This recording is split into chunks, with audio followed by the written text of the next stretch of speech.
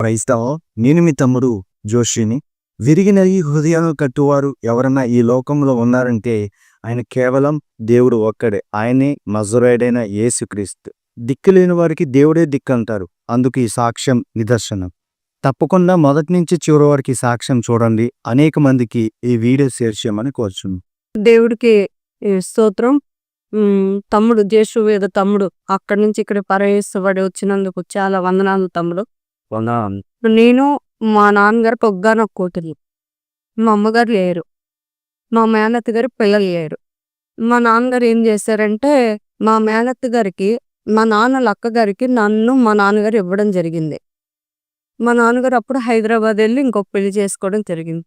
అలా నాకు ఒక 6 సంవత్సరాలు వచ్చిన తర్వాత మేనత్త గారికి పిల్లలు కొట్టడం జరిగింది. 7 సంవత్సరం వచ్చిన తర్వాత ఒక 5 నెలలు నా 2 కళ్ళు ఇలాగా మూతలు పడిపోయి వాస్తాయి. గోడలు పట్టుకొని అలా పాక్కొని నడిసేదాన్ని. తర్వాత అప్పటి వరకు మేనత్త గారు బాగానే చేసుకున్నారు. ఎప్పుడైతే తన పిల్లలు పుట్టిన తర్వాత ఆవిడ కొద్దిగా హింసగా కొట్టడం చేయడం వాళ్ళకు గుద్దించడం అలాంటివి చేసేది. మన బాధ వీళ్ళతో చెప్పుకోవాలో తెలిసేది కాదు. నాన్నమ్మ చెప్పినా కూడా కూతురు పక్కనే మాట్లాడేది. మా నాన్నగారు హైదరాబాద్ ఉండేవాళ్ళు.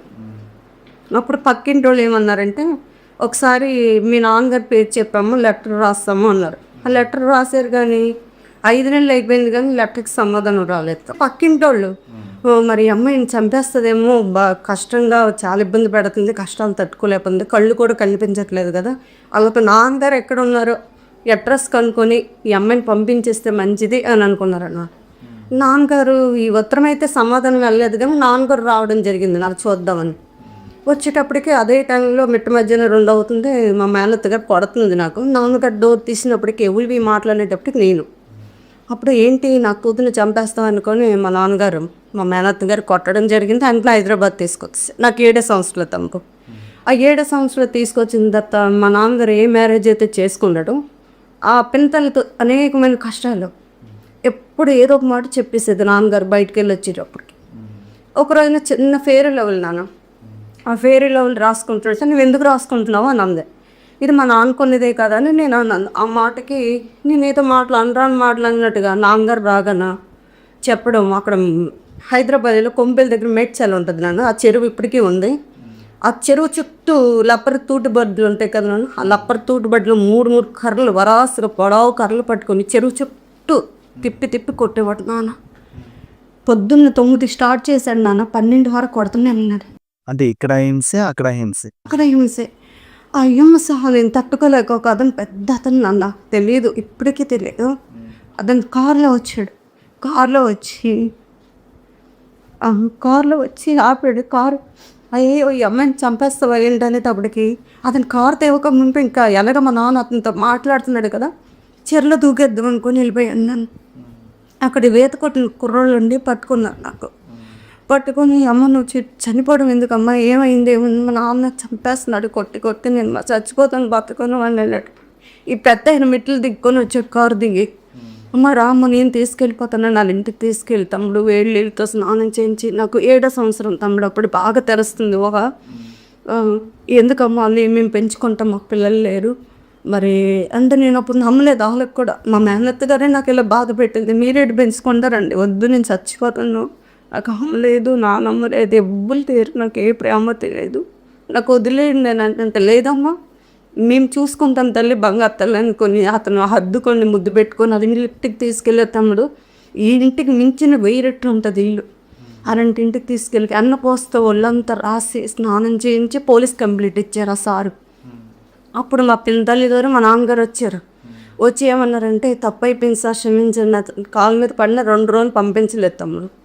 2 రోజుల తర్వాత 3వ రోజున వస్తే అప్పుడు అడ్రస్ కొనుక్కొని పక్కింటాం ల్యాండ్ ఫోన్ నెంబర్లు కదా నన్ను తీసుకొని అప్పుడు నన్ను పంపించడం జరిగింది. పంపించిన తర్వాత 4 రోజుల తర్వాత మరి వాళ్ళు ఏం ఆలోచించారో తెలియదు నాన్న. 4 రోజుల తర్వాత నాకు పాలేరుతో కింద పెట్టేశారు. హైదరాబాద్ మంచి సిటీలో వాళ్ళ ఇంట్లో 4 ఉంటారు. 4 ఒక ఇంటికి సంబంధించిన కోడళ్ళే. ఆ ఇంట్లో ఫస్ట్ 1,00,000 రూపాయలు తీసుకొని నాకు పాలేరుతో పెట్టేశారు. ఆ 1,00,000 రూపాయలు ఒప్పు తీరుతుంది అన్నప్పటికి మళ్ళీ సంవత్సరానికి వచ్చి మళ్ళీ ఒక 2 లక్షలు అలా 5 సంవత్సరాలు నాకు ఆ పాలేరుతాను కుంచారు నాన్న. ఎన్నో కష్టాలు అన్నం పెట్టాడు. 5 రోజులకి 3 రోజులకి పాసిపోయిన కూరలు అలాంటివి పెట్టి కొట్టేవాడే. ఇప్పుడు రాత్రిపోయి కొట్టేవాడు. ఆ టైంకి లేకపోయినా వాళ్ళు బట్టలు ఉతకపోయినా అలాంటి దెబ్బలు కొట్టేవాళ్ళు. మరి నా జీవితం ఎంతైనా, నా కష్టాలు ఎంతైనా అనుకుని దగ్గర పెట్టి ఏడుచుకుంటే కుక్క పక్కన ఉండేది, మెట్ల కింద దీని ఉండేది, వర్షం పడేది, బట్టలు తడిసిపోయేవి. అలాంటి కష్టాల్లో చాలా బాధలు అనిపించాను. ఇంకా వాళ్ళ అమ్మగారు వచ్చిందనమాట. నేను ఎవరికైతే పని చేస్తున్నానో పాలేరు వాళ్ళ అమ్మగారు. ఈ అమ్మాయి మరి పెద్దదై అవుతుంది కదమ్మా, మరి వయసిన పిల్లలు ఉన్నారు, పంపించమ్మ, వేరే అమ్మాయిని చిన్న పిల్లని పెట్టుకో, బాగోదు, మరి నీకు వస్తుంది ఏదైనా అయితే అన్నప్పటికీ వాళ్ళ ఇంటి నుంచి నాకు పంపించేశారు. ఇంకా 10,000 అప్పు ఉంది. ఇంకా ఆ 10,000 అప్పు తీరినప్పటికీ మా నాన్నగారికి కౌరు పెట్టారు. భాస్కర్ వచ్చి మీ కూతురుని తీసుకెళ్ళిపోండి, పెద్ద పిల్ల అయ్యేటట్టుగా ఉంది అన్నట్టు మా నాన్నగారు వచ్చి ఆ 10,000 అప్పు కట్టేసి తీసుకెళ్ళిన తర్వాత మెచ్చు ఫంక్షన్ అవి చేసిన తర్వాత నన్ను కొద్దిగా అమ్మగారికి, మాట అమ్మగారికి వేషం వచ్చింది. ఈ కూతురికి అంతా చూస్తున్నాడు, నా పిల్లలు కొద్దిగా బాగోరు, నాకు పిల్లలకి ఏం దాయడని అనేక మన గొడవలు పెట్టి కొట్టించి, ఆ కొట్టించినప్పుడు కూడా చిన్న మంది చేసుకొని లారీ ఎక్కి అనంతపురం వెళ్ళిపోయాను. నన్ను ఒంటరిగా వెళ్ళిపోయిన తర్వాత ఎవలేక ఒక ఎత్తి నన్ను ఇష్టపడుతున్నారు, నా వెనకాల తిని ఎక్కడికి వెళ్తుందని తను కూడా నా వెనకాల ఫాలో అవ్వడం జరిగింది. వచ్చిన తర్వాత మరి ఎలాగ నాకున్న బాధలకి నాకు ఎవరు లేరు కదా అని అతనితో జీవనం సాగడం జరిగింది. జరిగిన తర్వాత బాబు పుట్టాడు. బాబు పుట్టిన నైట్ నన్ను వదిలిపెట్టి మళ్ళీ అల్లూరు వెళ్ళిపోవడం జరిగింది. వెళ్ళిపోయిన తర్వాత బాబుకు కొంత అనారోగ్యం వచ్చి కొన్ని రోజులు చనిపోవడం జరిగింది. జరిగినప్పుడు మరి నాన్న, అమ్మ వీళ్ళందరూ కూడా వదిలేశారు. సెకండ్ మదరు, మరి నాన్నగారు అందరూ వదిలేశారు. దిక్కు తోయిన పరిస్థితులు ఏదో కష్టపడి బతుకుతున్నాను, ఏదో బతుకుతున్నాను. కొన్ని రోజుల తర్వాత మళ్ళీ మా ఆయనగారు రావడం జరిగింది. సరేలే మరి ఏదైనా నా జీవితం వెలుగుంది కదా, వచ్చాను మనసు మార్చుకొని ఎక్కడైనా ఆనందంగా ఉందామని మళ్ళీ జీవనం కొనసాగించాము. తర్వాత పాప పుట్టింది. మళ్ళీ 3 నెలల తర్వాత మళ్ళీ వదిలేసి తను వెళ్ళిపోవడం జరిగింది. మళ్ళీ వెళ్ళిపోయాడు. మళ్ళీ వేరే పెళ్లి చేసుకొని అన్నాడు. నా బతుకు నేను మళ్ళీ పాపను పెట్టుకొని అలా బతకడం జరుగుతుంది. జీవితం కష్టాలు పడలేకపోతున్నాను. చూస్తే తల్లి వల్ల సుఖం లేదు, తండ్రి వల్ల లేదు. మరి నా బాధ నేను ఎవరికి చెప్పుకోగలను. చనిపోద్దామని పుట్టప్పటికి ఎలకల మందు తాగేసాను. నాన్న ఎన్ని ఒక 6 ట్యాబ్లెట్లు పాలలో కలుపుకొని తాగేసాను. మేడ్చల్ హాస్పిటల్కి తీసుకెళ్లారు. మరి అక్కడ కుంపెల దగ్గర ఒక ఎంజిఎల్ అని ఉంటుంది, ఎంజిఎల్ హాస్పిటల్ తీసుకెళ్లారు. ఎక్కడికి తీసుకెళ్ళినప్పటికీ కుంకుడుకాయ రసం, చింతపండు రసం ఇవన్నీ పోయించి కక్కించడం అన్నీ చేస్తున్నారు. నొరగలు వచ్చేస్తున్నాయి. ఇంకా లాభం లేదు అనేటప్పటికి ఏం చేశారంటే ఇంకో డాక్టర్ అమ్మ వచ్చి గాంధీ కేసుకెళ్ళిపోయి అన్నారు. నన్ను గాంధీ కేసుకొని వెళ్ళిపోండి అనేటప్పటికి కొద్ది నేను స్పృహ తప్పిపోతున్నాను. గాంధీకి వెళ్ళిన గంట వరకు ఉంది నాకు స్పృహ. మాటలు అయితే వినిపిస్తున్నాయి కానీ కళ్ళు తెరవలేకపోతున్నాను. మాట రావట్లేదు. మాటలు వినిపిస్తున్నాయి, ఎవరేం మాట్లాడుతుండేది. అప్పటికి మా పెద్దనాన్నగారు రావడం జరిగింది. మా పెద్దనాన్నగారు ఎక్కడంటే అక్కడ షాపూర్లో ఉంటాడు పెద్దనాన్నగారు. నాన్నగారు కూడా వచ్చేసారు. మరి పోలీసులు వచ్చేసారు. ఈ సెకండ్ మదర్ అన్నవిడి ఉంది ఏడ్చుకొని, నా మీదకి ఏమొస్తుంది అనుకోని ఒక డాక్టర్ వచ్చి ఈ అమ్మాయి సీరియస్ కండిషన్ అయిపోయింది, ఇంక మరి లేదు, కొద్దిగా ఊపిరి చనిపోద్ది అని అన్నాడు. ఒక 1/2 అవర్లో ఏదో చెప్తామమ్మ అన్నాడు. 1/2 అవర్లో కూడా ఈ నాడి పట్టుకున్నది తంబు, నాడి మరి కొట్టుకోవట్లేదు, ఆగిపోయినట్టుగా ఉంది. ఏంటి పరిస్థితి అంటే మరి ఫామ్ కాగితాలు రాసుకోమన్నారు తమ్ముడు. అయితే ఫిలప్ చేసిన కాగితాలన్నీ పేరెంట్స్కి పంపించమని అన్నారు డాక్టర్లు. ఈ అమ్మాయి అయితే చనిపోయింది. కాగితాలు ఏవైతున్నాయో ఫిలప్ చేసి తల్లిదండ్రులకు అప్పచెప్పాడు. తెల్లారి పోస్ట్ మార్టం చేసి బాడీ అప్పచెప్పింది అని అన్నారు. అన్ని తర్వాత ఒక పగలు ఒక నైట్ నేను మార్చిలో ఉండడం జరిగింది. మార్చి రూమ్లోనే ఉన్నాను. తెల్లారి లేచి ఇంకా ఎప్పుడైతే బాడీ పోస్ట్ మార్టం ఎప్పుడైతే ఇంకా చెయ్యాలి అనుకున్నట్టు తెల్లారి మరి ఎప్పుడు కానీ నాకు తెలియదు, ఒక అస్తం అయితే తాకింది. అస్తం తాకిన తర్వాత నేను లేచి కళ్ళు తెరిచి చూసినప్పటికీ చుట్టూ కత్తిళ్ళు, శవాలు, సుత్తి అలాంటివి ఉన్నాయన్నమాట ఆ రూమ్లో. చూసి లేచి తుల్లిపడలేసి అలా బయటకు వచ్చినప్పటికీ ఒక్కొక్కరు కనిపిస్తున్నారు. కనిపించేటప్పుడు ఎప్పుడైతే మా అమ్మగారు ఉన్నారు సెకండ్ మాత్రం, అదే నువ్వు చనిపోయేవని అనుకున్నారు, నువ్వు లేసే వెంటనే ఆవడానికి అనేటప్పటికి ఆవిడ గబగబ చెంగు ముసుకేసేసి సింతాలాల్ తమ్ముడు గారు ఉన్నారు, సింతాలాల్ తమ్ముడు గారు ఇంటికి తీసుకొని వెళ్ళిపోయింది. కేసు అవన్నీ ఉన్నాయి కదా తమ్ముడు, చెంగు ముసుకేసి తీసుకొని వెళ్ళిపోవడం జరిగింది. నాకు నెల రోజులు బయటికి రానివ్వలేదు. నెల రోజుల తర్వాత ఇంకొక ఊరు ఇప్పుడు ఏదే ఎంజిఎల్ దగ్గర ఉన్నామో ఎంజిఎల్ దగ్గర నుంచి కాస్త కండ్లకొయ్య ఉంది, కండ్లకొయ్య దగ్గరికి తీసుకెళ్ళిపోయారు అనమాట. ఆ ఊరు మకం మార్చేశారు. కేసు అయ్యి ఉంది కదా, పోలీసులు వాళ్ళు ఎంక్వైరీ చేస్తారండి. ఆ నెల రోజుల తర్వాత ఏం జరిగిందంటే ఈ మా ఆయన గారు ఎప్పుడైతే బాబు పుట్టి వెళ్ళిపోయాడో నైట్ 8 నెలల తర్వాత రావడం జరిగింది. 8 నెలల తర్వాత వచ్చిన తర్వాత మళ్ళీ మేమిద్దరం ఒకటైన తర్వాత పాప పుట్టింది. పాప పుట్టిన తర్వాత 3వ నెల పాప హైదరాబాద్లో మేము ఉన్నాము బొల్లారం దగ్గర. పాపని నన్ను వదిలేసి తను ఊరు వచ్చేయడం జరిగింది. మళ్ళీ విడిచిపెట్టేసా మళ్ళీ వదిలేసి అంటే అవసరానికే నేను ఉంచుకుంటాను. అవసరానికి ఉంచుకోను.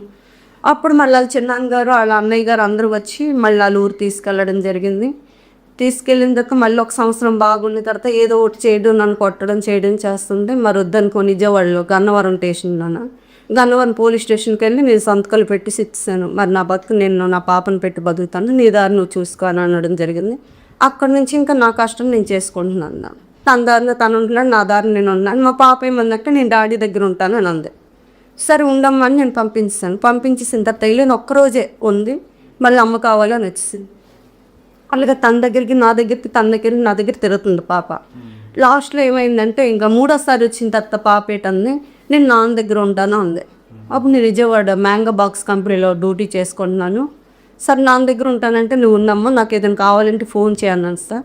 తమ్ముడు ఇది ల్యాండ్ ఫోన్ నెంబర్లు ఇంటికల్ నేను ఏ ఓనర్ దగ్గర అయితే రెంట్ కొన్నాను ఆ ల్యాండ్ ఫోన్ నెంబర్ ఇచ్చాను. అప్పుడు ఏం జరిగిందంటే నేను పనికెళ్ళి వచ్చిన తర్వాత దేవి నవరాత్రులప్పుడు ఇల్లు పొద్దు పట్లు కొడదామని నేను నిచ్చెనేసి ఎక్కేటప్పుడు కాలు జరిగి పడిపోయాయి. కాలు ఇరిగిపోయాను. సిమెంట్ కట్టు 2 టైమ్స్ వేసారు కానీ తగ్గలేదు. ఆ 2వసారి సిమెంట్ కట్టు వేసినప్పుడు ఏంటంటే పెంకుటిల్లు బాత్రూమ్ కదా, స్నానం చేద్దాం అనుకోని నేను వెళ్ళినప్పటికీ తాసుపంపు కాటేయడానికి వచ్చిందాను. మళ్ళీ పడిపోయాను, కాలు ఇరిగిపోయింది. ఆ కాలు ఇరిగిపోతే మరి డాక్టర్ దగ్గరికి అయితే ఏమన్నారు, విజయవాడ హాస్పిటల్కి వెళ్తే అవుట్పల్లి దగ్గర విజయవాడ దగ్గర ఉంది, అవుట్పల్లి హాస్పిటల్కి తీసుకెళ్తే ఈ అమ్మాయికి ఎక్కడ తగ్గదు వైజాగ్ తీసుకెళ్ళిపోవాలి అన్నారు.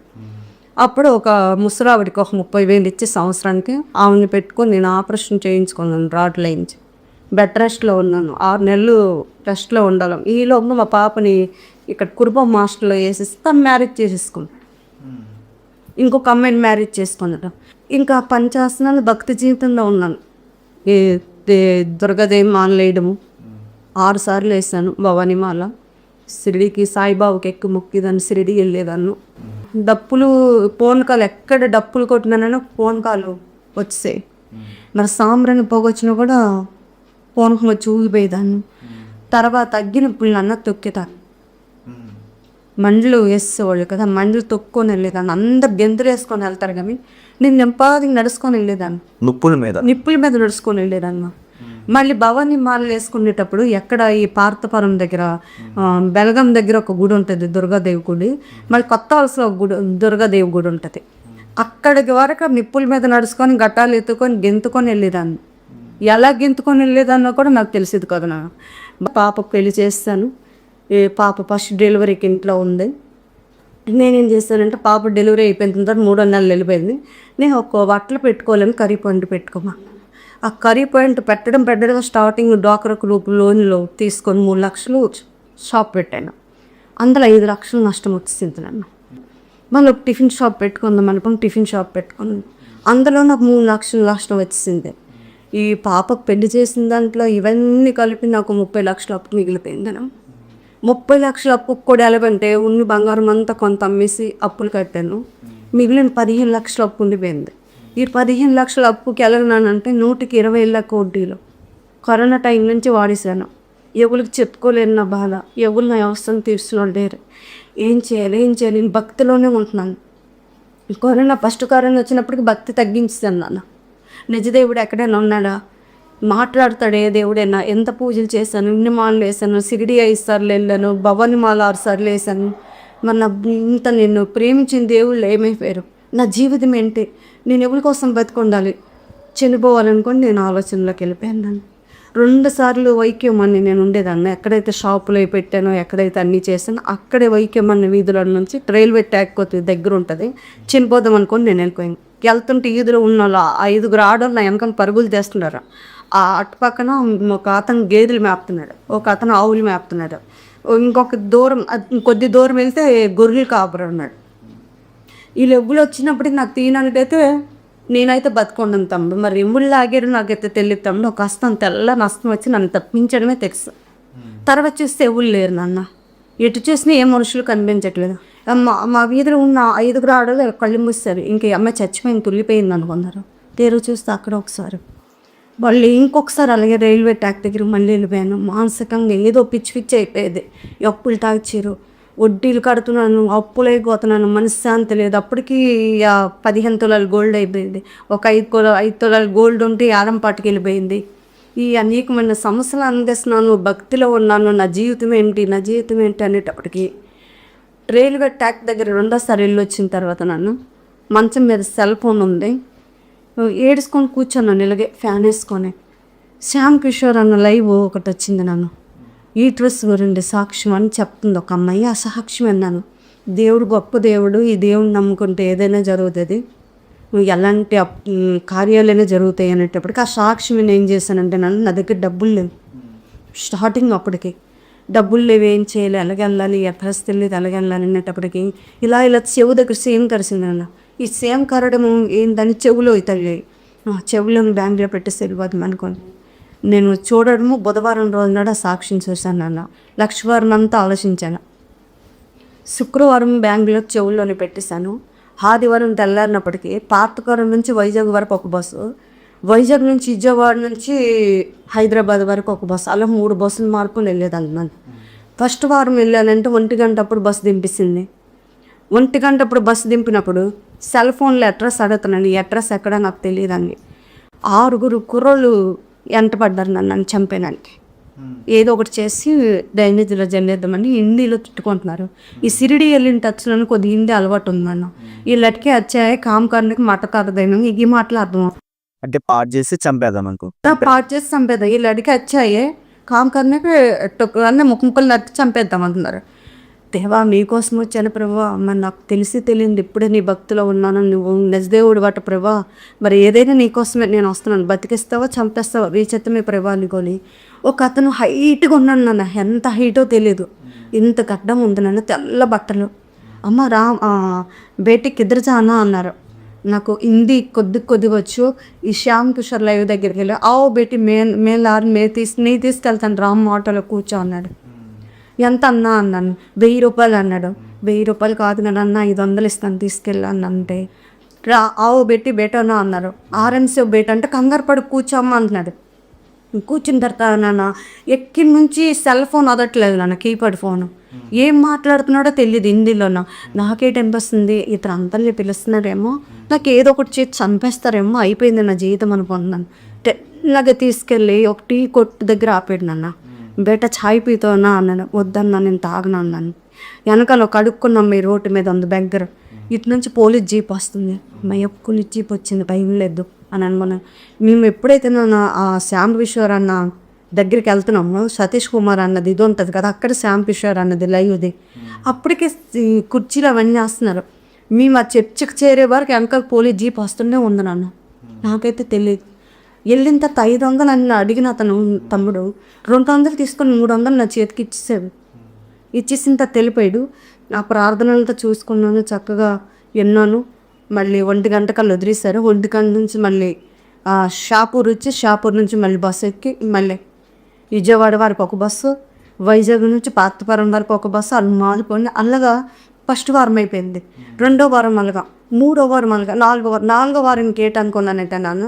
మరి లాభం లేదు ఏసయ్య, శ్యామ్ కిషోర్ అన్న లైవ్ వాక్యం వింటుంటే నాకు చాలా నచ్చుతుంది. నువ్వే నా దేవుడు, విగ్రహార్థాలన్నీ వదిలేస్తాను, ఇకపై నాకు ఏదో మనశ్శాంతి దయచే, నాకు సమాధానం దయచేయి నాయన, నువ్వే గొప్ప దేవుడు అని నమ్ముకుంటాను అనేటప్పటికి అది జనవరి నెల నాన్న. 4వ వారం వెళ్ళి వచ్చేటప్పుడు జనవరి నెల. అయితే దేవుడు నేను నమ్ముకుంటాను అనుకో. ఈ జనవరి 1 నా పుట్టినరోజు కదా, ఈవేళ నేను బాప్టిషన్ తీసుకుంటానని అక్కడ వైకంలో నాకు పాస్టర్ గారు ఉన్నారు, అతని ద్వారాగే ఈ తోటపల్లి డ్యామ్ దగ్గర బాప్టిషన్ తీసుకున్నాను. బాప్టిషన్ తీసుకున్న తర్వాత నాన్న 3 సంవత్సరాలు నూర్దన్ చర్చికి వెళ్తున్నాను. 3 సంవత్సరాలు నూర్దన్ చర్చికి వెళ్తున్నాను కానీ సమాధానం ఉండట్లేదు, మనశ్శాంతి ఉండట్లేదు. దేవుడైతే గొప్పడని సాక్ష్యాలు విన్నాను. అక్కడ సాక్ష్యాలు ఎక్కడి నుంచి అంటే, శ్యామ్ కిషోర్ అన్న సాక్ష్యం ఒకటే అన్నాను, మిగిలిన సాక్ష్యాలని నీవే అన్నాను. ఈ మిగిలిన సాక్ష్యాలన్నీ నీవే అన్నాను తమ్ముడు. అప్పుడు నా నెంబర్ 20 నెంబరు. ఇప్పుడు ఒక విషయం దగ్గర నువ్వేదో సాక్ష్యం దగ్గర చెప్తున్నావు, చాలా భరోసాతో ఉన్నది ఇది పరిచర్య, అమ్మాయి సాక్ష్యం తీసుకోవాలంటే చాలా డబ్బులు ఖర్చు అవుతున్నాయి, చాలా ఇబ్బందిగా ఉంటుంది అనేటప్పుడు తమ్ముడు నా అకౌంట్లో డబ్బులు ఎంత 150 రూపాయలు ఉన్నాయి తమ్ముడు. అయ్యో ఈ తమ్ముడు మాలాటోళ్ళ కోసమే కదా వెళ్తున్నాడు సాక్ష్యం చెప్పడానికి, ఇలాంటి సాక్ష్యాల వల్లే కదా మేము మాలాటోళ్ళం బలపడతాం అనుకొని, అప్పుడు నీకు 100 రూపాయలే నాన్న నేను ఫోన్ వేసి ఫస్ట్ సెర్చ్ చేశాను. ఆ తర్వాత ఇంకొక సాక్ష్యం విన్నాను, మళ్ళీ ఒక నెలకు ఇంత ఇంకొక సాక్ష్యం విన్నాను. సరే దేవా నాకు నువ్వే నిజదేవుడు అనుకొని పెద్ద పెద్ద ఫోటో ఉన్నాను. అది నాకు దేవుడు, ఈ దేవుడు నన్ను ఇది చేశాడని నా మనస్ఫూర్తిగా ఆ విగ్రహార్థాల ఫోటోలు, నేను భవానీ మాలలు వేసుకుని 5 సంవత్సరాలవి ఆ ఇరుముళ్ళు అప్పుడు ఫోటోలు తీసుకుని ఇవన్నీ ఏం చేశానంటే, ఒక డ్యామ్ ఉంటుంది తోటపల్లి డ్యామ్ దగ్గర ఆటో కట్టించుకుని ఆ డ్యామ్లో పడిస్తాను అనమాట. మరి నాకు ఎందుకు ఇట్లా పని లేదు, నిజ దేవుడు ఈ దేవుడే కదా అని.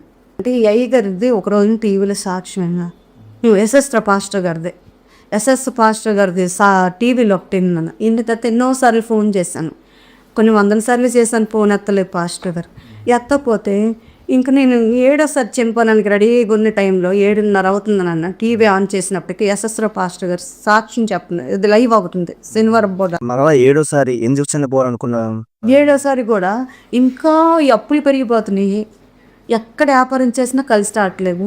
ఈ 13,000 రూపాయలు జీతం పోయింది, ఏది చేయపోయి నా నిందలన్నీ వస్తున్నాయి.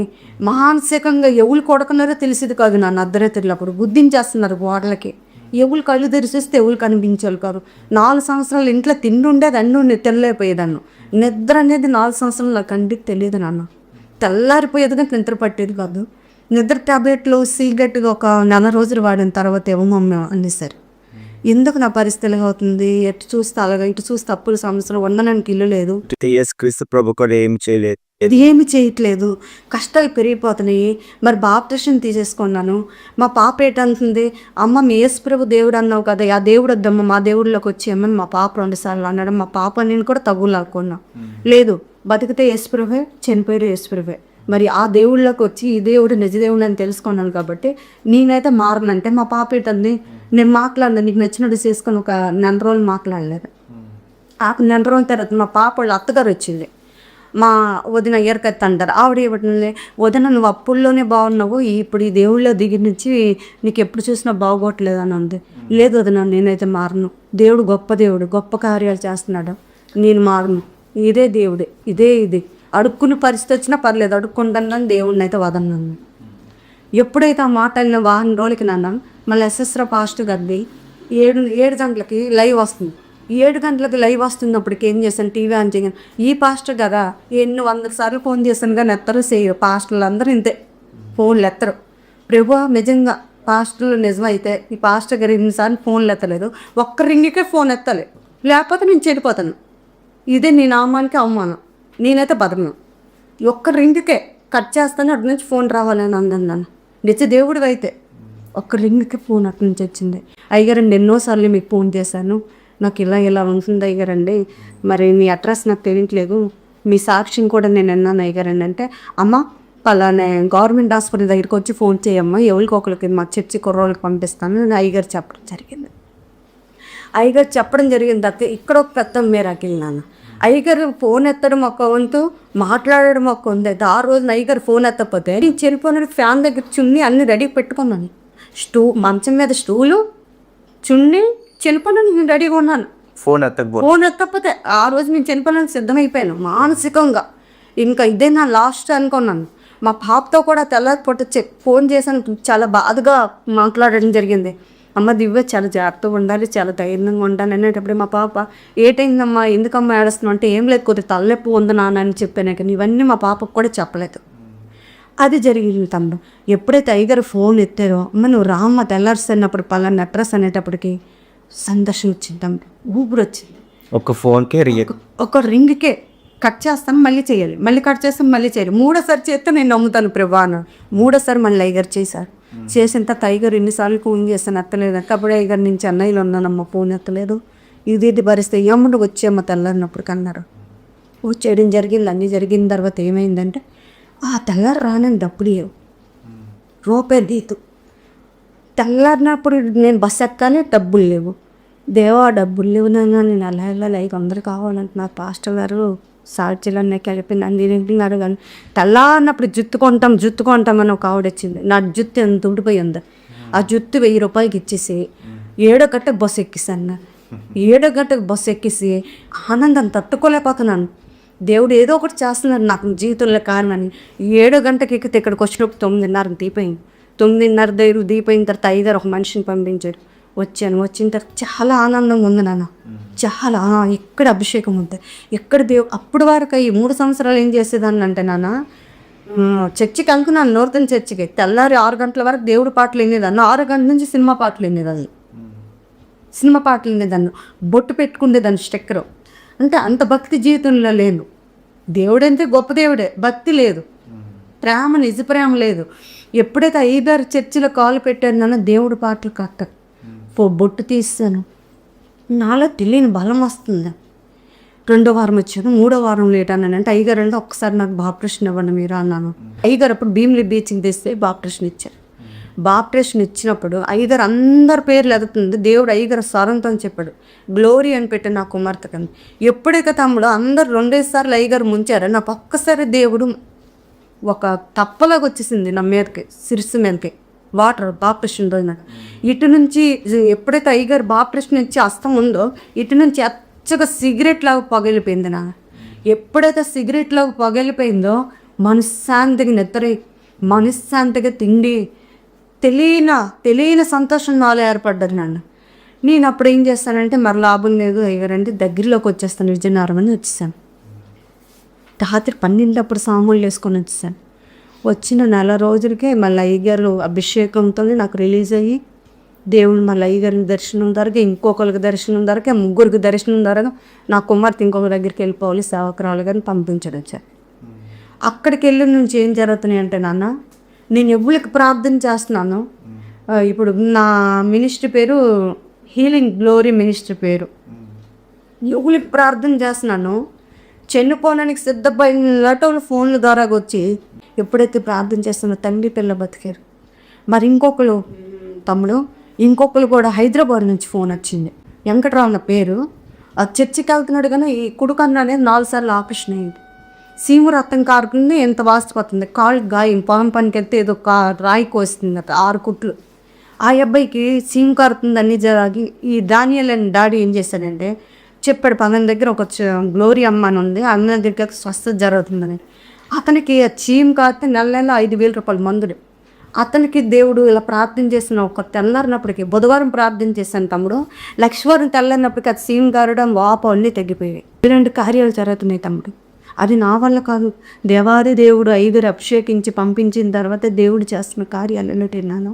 ఇప్పుడు ప్రజెంట్ ఏం చేస్తున్నారమ్మా? సేవకురాలుగానే ఉన్నాను. సేవకురాలుగా దేవుడు ప్రేరేపించిన ఊరు, దేవుడు పంపించిన ఊరికి వెళ్ళి అక్కడే స్వస్థత వరం దేవుడు ఇచ్చాడు. ఆ ప్రార్థనలు చేస్తుంటే ఒక్కొక్కరికి స్వస్థత జరుగుతుంటే నా పని ఇప్పుడు అదేనా, ఇంటికాడే ఉంటున్నాను. అది నాన్న ఈ చిన్న సాక్ష్యం దేవుడు దీవిచ్చిన రాక.